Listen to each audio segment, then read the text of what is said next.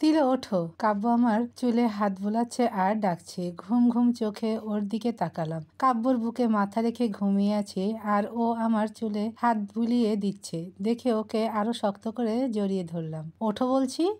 পরে। কাল তো দেখলাম 5 ওয়াক্ত নামাজ পড়ছো, আজ পড়বে না? কয়টা বাজে? একটু আগেই ফজরের আজান পড়েছে, কয়টা বাজে দেখতে হবে না, যাও নামাজ পড়ে এসো। কাব্যর বুকে থুতনি রেখে ওর দিকে তাকালাম। আপনি নামাজ পড়বেন না? আমার দ্বারা নামাজ পড়া হবে না। আমি বললেও পড়বেন না? না মানে আসলে কিছু বলতে হবে না, উঠুন না হলে কিন্তু। কাব্য আমাকে জড়িয়ে ধরে চোখের দিকে তাকালো। রাতে আমার বাসন নষ্ট করে দিয়ে এখন আবার শাসন করা হচ্ছে।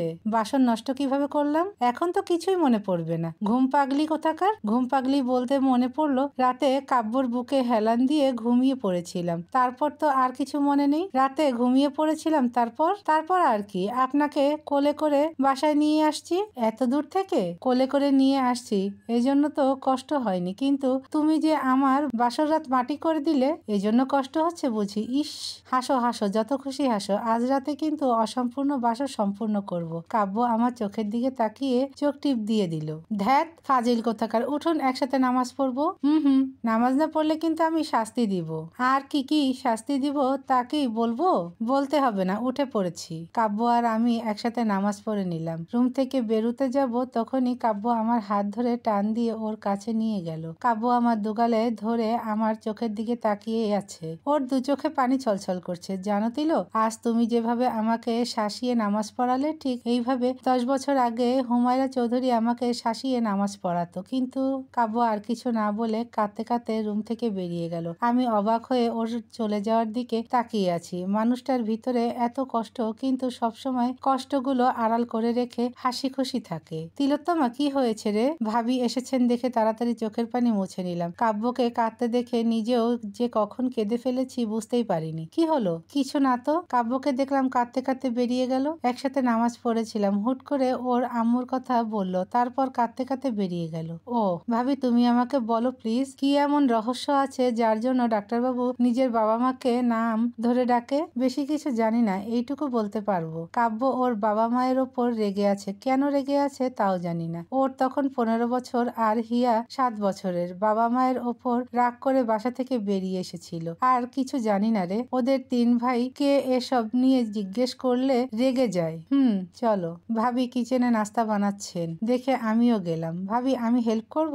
একটু পর বউ ভাত, আর এখন আগুনের কাছে আসবি? পাগল হয়েছিস? তাতে কি হয়েছে? আমার বোনের চেহারা। হয়েছে আর বলতে হবে না, আমি তো এমনিতেই কালো। কি বললি? ভাবির রাগী চোখ দেখে সাথে সাথে ভাবিকে জড়িয়ে ধরলাম। তোমরা সবাই খুব ভালো, আমাকে এত তাড়াতাড়ি আপন করে নিলে। একটা কথা বলবো? হ্যাঁ বলো, জিজ্ঞেস করার কি আছে? এখন যে মানুষগুলোকে ভালোবাসছিস, সে মানুষগুলোর সম্পর্কে কখনো খারাপ কিছু শুনলে ভুল বুঝিস না। খারাপ কিছু ভুল বুঝা? কি বলছো এসব? কিছু না। তমা, চল তো আমার সাথে। তিশা এসে আমার হাত ধরে টানতে টানতে ওর রুমে নিয়ে আসলো। কিরে, বাসর রাত কেমন কাটলো? তিশা হাসছে, কিন্তু ওর দিকে আমার কোনো নজর নেই। আমি শুধু ভাবছি ভাবি কিসের খারাপ কথা, ভুল বুঝার কথা বললো। কিরে, কি ভাবছিস? কিছু না। কি হয়েছে তোর? কিছু হয়নি। তিশা, দেখে যা। আসছি। তিশা চলে যেতেই স্টোর রুমের দিকে আস্তে আস্তে এগোলাম। এখন তো কাব্য বাসায় নেই, দেখি কিছু পাই কিনা। স্টোর রুমের দরজায় তো তালা দেওয়া। এখন কি করি? আমার কাছে যে চাবিগুলো আছে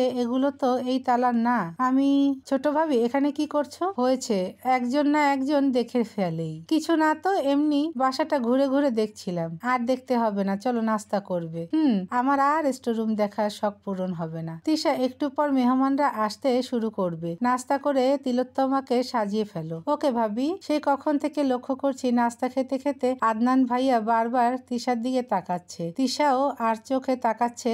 তাহলে কি? তিলোত্তমা, কাব্য কোথায়? নাস্তা করতে তো আসেনি। কাব্য একটু বাইরে গেছে, চলে আসবে। তাই তো, ডাক্তারবাবু তো বাসায় নেই, এত বেলা হয়ে গেল এখনো কিছু খাইনি। এই মানুষটার কষ্ট যে আমি কিভাবে দূর করব?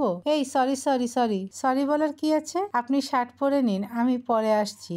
আনমনে হয়ে রুমে ঢুকে পড়েছিলাম। কাব্য কখন বাসায় আসলো দেখিনি। এসেছে তো আবার খালি গায়ে আয়নার সামনে দাঁড়িয়ে চুল ঠিক করছে। তিলো, যেও না, শোনো। কাব্য আমার হাত ধরে টেনে ওর একদম কাছে নিয়ে আসলো। আজব মেয়ে তো তুমি। তিলো, তুমি আমার বউ, তোমার সামনে শার্ট পরতে বলেছি, পরে নিন। পরবো না। দেখি তুমি কতক্ষণ চোখ বন্ধ করে থাকতে পারো। ডাক্তারবাবু, আজ তো তোমার লজ্জা ভাঙবো। কাব্য আমাকে ওর বুকের সাথে জড়িয়ে ধরলো। ওর বুকের বুকের লোমগুলো আমার চোখে মুখে লাগছে। কি হলো, তুমি আমাকে জড়িয়ে ধরবে না? একটা হাত কাব্যর কোমরে রেখে আরেকটা হাত ওর বুকে রাখলাম। ওর হার্টবিট বাড়ছে, আমি স্পষ্ট শুনতে পাচ্ছি। আস্তে আস্তে চোখ খুলে তাকালাম। কাব্যর ফর্সা বুকে লোমগুলো খুব সুন্দর লাগছে। ইস সরি, ধ্যাত, এইটা কি হলো? তিশাকে দেখে তাড়াতাড়ি সরে দাঁড়ালাম। লজ্জা পেও না বউ, তিশাই আসছে, অন্য কেউ না। আর এই যে ম্যাম, নবদম্পতির রুমে আসলে নক করে আসতে হয়। নবদম্পতি যদি দরজা খোলা রেখে রোমান্স করে তাহলে কি সেটা আমার দোষ? না, সেটা আমার কপালের দোষ। হয়েছে, যাও, তোমার বউকে সাজাবো, পরীর মতো সাজাবে, বুঝেছো?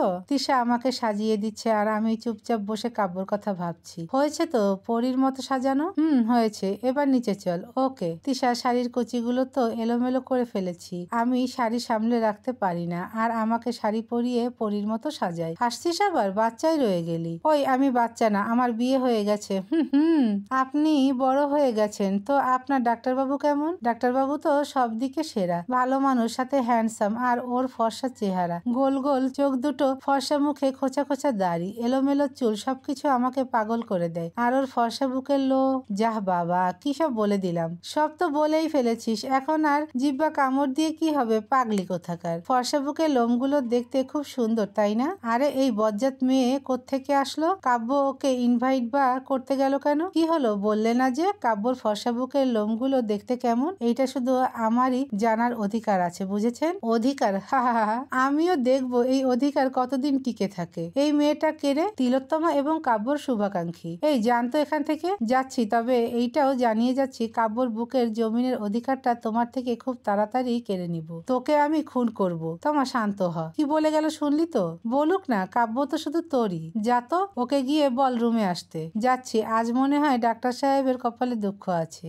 রাগে গা জ্বলে যাচ্ছে। কত বড় সাহস ওই বজ্জাত মেয়েটার। তিলো, কি হয়েছে? ওই কাকে জিজ্ঞেস করে বজ্জাত মেয়েটাকে ইনভাইট করেছেন? ওরে বাবারে, আসতে কিল দাও, লাগছে। আমাদের দুজনের প্রেম দেখানোর জন্যই তো ওকে ইনভাইট করেছিলাম। তোমাকে হিংসে করে তো, তা ও যে বলে গেল। তিশা আমাকে সব বলেছে। এত সহজ নাকি? আমি তো শুধু তোমারই। বাব্বা, এই প্রথম আমার বউ আমাকে নিজের ইচ্ছে জড়িয়ে ধরলো। তিলো, দেখি তোমার কপালের টিপ তো। আমি ওর দিকে তাকাতে আমার ঠোঁটে ওর ঠোঁট ডুবিয়ে দিল। কি চালাক মানুষ। অনেক চেষ্টা করেও ছাড়াতে পারলাম না। কিছুক্ষণ পর নিজেই ছাড়লো। ইহ তিলো, তোমার ঠোঁটে লিপস্টিক কোথায় গেল?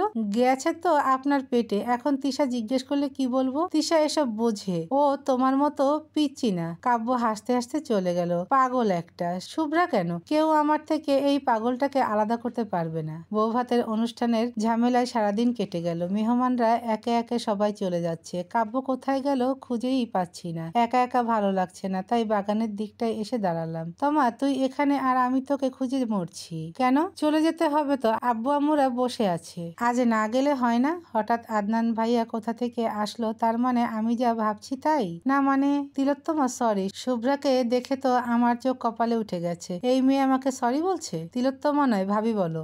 ভাবি, আগের কথার জন্য সরি। বিষয়টা কি হলো? কাব্য আর শুভ্রা একসাথে কোথা থেকে আসলো আবার সরি বলছে? তিলো, কিছু বলছো না কেন? ও তো সরি বলেছে।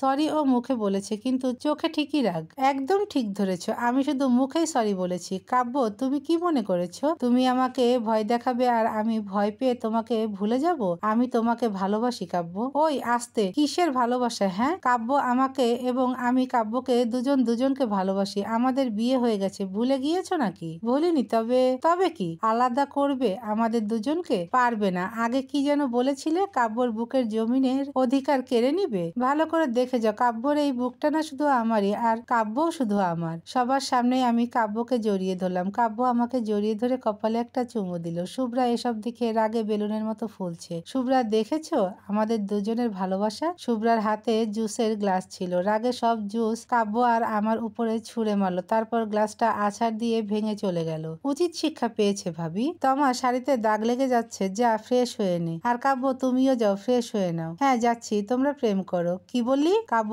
আমার হাত ধরে দৌড়ে চলে আসলো। তার মানে আমি যা লক্ষ্য করেছি তা ডাক্তারবাবুও লক্ষ্য করেছে। কাব্য রুমে এসে ধপ করে বিছানায় বসে পড়লো। আমার মনে হয় আদনান আর তিশা একে অপরকে পছন্দ করে, কিন্তু কেউ তা বলতে পারছে না। আমিও লক্ষ্য করেছি। আরে কোথায় যাচ্ছ? কেন, ফ্রেশ হবো? আমি আগে ফ্রেশ হবো। আমি আগে। কাব্য কিছুক্ষণ কি যেন ভাবলো, তারপর উঠে এসে আমাকে কোলে তুলে নিল। কি করছেন? একসাথে ফ্রেশ হবো। মানে কি? কাব্য কিছু না বলে আমাকে কোলে করে এনে শাওয়ারের নিচে দাঁড় করালো। তারপর শাওয়ার ছেড়ে দিল। এইটা কি হলো? ভিজে যাচ্ছি তো। ভিজার জন্যই তো শাওয়ার ছেড়ে দিলাম। কাব্য আস্তে আস্তে আমার একদম কাছে চলে আসলো। দুজনেই ভিজে যাচ্ছি। কি যে করে ও! কি হলো? এভাবে তাকাচ্ছেন কেন? শুভ্রা রাগের বসে জুস ছুঁড়ে দিয়ে ভালোই করেছে, মানে আমাদের অসম্পূর্ণ বাসর সম্পূর্ণ করার সুযোগ করে দিয়েছে। কাব্য আমার একদম কাছে চলে এসেছে দেখে চোখ বন্ধ করে ফেললাম। ও এক হাত দিয়ে আমার কোমর জড়িয়ে ধরলো, অন্য হাত আমার ঘাড়ের কাছে এনে আমার ডান চোখের পাতায় আলতো করে চুমু খেলো। কাব্যর স্পর্শে কেঁপে উঠে ওর বুকের শার্ট খামচে ধরলাম। কাব্য আমার গালে একটা আঙ্গুল দিয়ে স্পর্শ করছে। ওর চোখের দিকে তাকালাম। কাব্য আমার চোখের দিকে তাকিয়ে আছে। শাওয়ার থেকে পানি আমার মাথায় পড়ছে আর মাথা থেকে বেয়ে বেয়ে গালে ঠোঁটে পড়ছে। কাব্য কিছুক্ষণ আমার ঠোঁটের দিকে তাকিয়ে রইল, তারপর পাগলের মতো ঠোঁট চুষতে শুরু করলো। কাব্যর এমন নেশা ধরানো স্পর্শে থাকতে না পেরে ওকে শক্ত করে জড়িয়ে ধরলাম।